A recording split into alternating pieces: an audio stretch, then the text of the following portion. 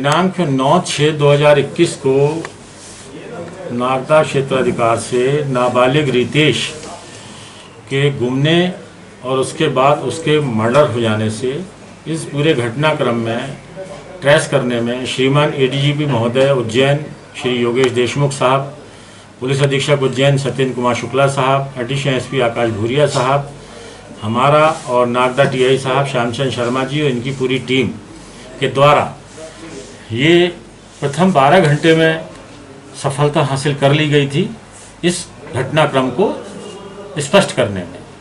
घटनाक्रम इस प्रकार था कि जो रितेश है 9 तारीख को ये कराटे क्लास में जाता हैगा और इसके साथ में रितेश के साथ में एक सत्यम और शुभम, ये तीनों कराटे क्लास में जाते हैं। सत्यम और शुभम भाई भाई हैं और रितेश इनका पड़ोसी है जो जिसका मर्डर हुआ। ये तीनों क्लास में गए वहाँ पे और शाम को 6:30 बजे वहाँ से ये छूटे। छूटने के बाद में फिर ये रितेश, शुभम और सत्यम ये बस स्टैंड पहुँचे और बस स्टैंड पे शुभम को उतारा और वहाँ से रितेश और सत्यम ये दोनों मोटरसाइकिल से योगेश मीणा के यहाँ भी गए। वहाँ पे कुछ बात करी, उसके बाद में फिर योगेश मीणा के यहाँ पुनः ये आए और रितेश को लेकर के सत्यम ये बोले चलो फोटोग्राफी करते हैंगे। चलते चलते ये बीसीआई चौराहा जो है उसके पीछे गोडाउन है, पुरानी के खंडर बना हुआ है, इसको वहाँ पे ले गया और ले जाने के बाद में इसने वहाँ पे बोला कि चलो अपन फोटोग्राफी करते, उस खंडर के अंदर ले गया। चूँकि सत्यम को रितेश से पैसे लेने थे 5,000 रुपये, ये पहले मोबाइल गेम खेलते थे और मोबाइल गेम खेलने के आधार पर इसने रितेश ने सत्यम से 5,000 रुपये लिए थे। तो 8 तारीख का ये घटनाक्रम था कि रितेश काफ़ी पहले से पैसे मांग रहा था, 1 महीने हो गया था।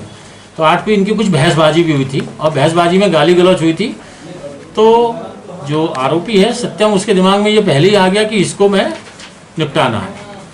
और जब 8 तारीख को उसके क्रम में आया तो उसने बहुत भूमिका रची। 8 तारीख को यहाँ से मार्केट से एक उसने एसिड लिया जो लेटरिन वगैरह में साफ़ करते हैं, उसको ले जाके एक बोतल पहले ही उसने बिरला ग्राम में खंडरों में रख दी और फिर इसको कराटे की क्लास 9 तारीख को फिर ये उसको वहाँ पे छोड़ के और रितेश को लेकर के चलो फोटोग्राफी के बहाने से वो ले गया वहाँ खंडर में। और वहाँ पे खंडर में ले जाने के इससे 5,000 रुपये मांगे। जब इससे 5,000 रुपये मांगे तो इसने कहा नहीं है मेरे पास। आपस में गाली गलौच हुई, मारपीट हुई। मारपीट में इसने, क्योंकि कराटे ये भी जानता सत्यम, इसने एक उसकी 2 लात मारी, एक पेट में मारी, एक पैर में मारी, जिससे वो गिर गया बेहोश होके और फिर कोहनी से उसका गला दबा के उसकी हत्या कर दी और जो एसिड पहले से छुपाया हुआ था उसको उसके मुंह पे डाल दिया ताकि उसका चेहरे से कोई पहचान नहीं पाए। अब क्या हुआ कि 9 तारीख को जब ये लड़का, और इसके बाद में फिर इसने रितेश का मोबाइल लिया और रितेश के मोबाइल से वहाँ से लेकर के आया बस स्टैंड पे सत्यम और वहाँ से इसके फादर को फ़ोन लगाया, पिता को राधे श्याम को फ़ोन लगाया कि आपका लड़का मेरे पास है, आप 1 लाख रुपए दीजिए, नहीं तो आपका लड़का नहीं बचेगा। उस पर से वो पिता को, रितेश के पिता को लगा कि शायद कोई इसका दोस्त मजाक कर रहा है, तो उसने घर अपनी पत्नी को फ़ोन लगाया कि रितेश आया कि ये 8:30 बजे की घटना है। तो उन्होंने बोला नहीं, कराटे क्लास गया था, रितेश नहीं आया। फिर उन्होंने और दोस्तों यारों को, अपने रिश्तेदारों को लगाया कि पता करो पता करो। जब नहीं मिला तो जब तक वो बदनावर से यहाँ आ गया नागदा, उसका पिता मृतक का। यहाँ आने के बाद में उसने, चूँकि ये सत्यम और शुभम दोनों भाई हैं, इनके साथ गया था कराटे क्लास में, तो उनने उनसे भी पूछा, बोले नहीं हमें नहीं मालूम। फिर ये भी उन्हीं के साथ ढूंढने में लग गए, इधर ढूंढना उधर ढूंढा है।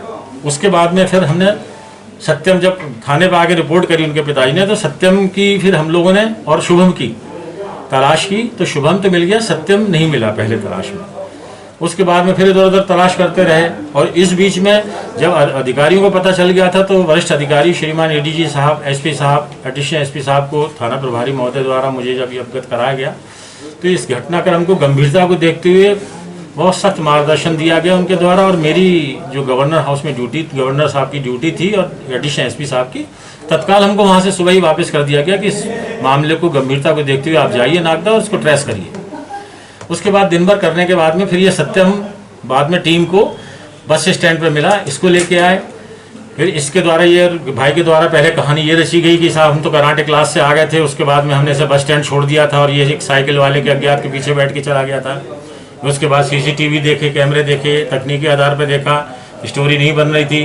फिर और हिकमत अमली से पूछताछ करी तो इसने एक और किसी चावला का नाम लिया कि साहब उसके साथ छोड़ा था, उसको भी हमने बुला लिया, उसका भी नहीं पता चला। जब फिर ये झूठ बोला हमसे, फिर हमने कहा चलो घटना स्थल पे चलो, जहाँ हैंड ओवर करा था चावला को, वहाँ गए।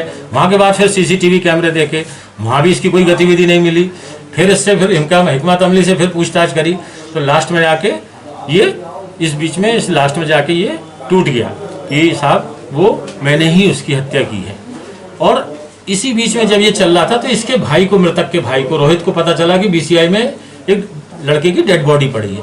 ये सूचना मिलते के साथ ही अतिरिक्त पुलिस अधीक्षक मैं टीआई साहब हम लोग वहाँ गए तो वहाँ वही जो गुम इंसान था रितेश जो है, अपहरण करा गया था जिसका, उसी की डेड बॉडी निकली। वहाँ से फिर बिरला ग्राम थाने के द्वारा वहाँ पर मौके की कार्रवाई की गई, एफएसएल टीम को बुलवाया गया, श्रीमान पुलिस अधीक्षक महोदय भी आए, घटनास्थल का निरीक्षण किया गया और लगातार पूछताछ करने के बाद अंततः सत्यम ने ये स्वीकार किया कि उसने 5,000 रुपये इसको दिए थे और 8 तारीख को भी इससे गाली गलौज करी थी इसने और कुछ अपशब्दों का ऐसा इस्तेमाल करा था इसने जो कि सत्यम को दिल पर लग गई बात, और उसी समय इसने ठान लिया था कि इसको मैं मारूंगा।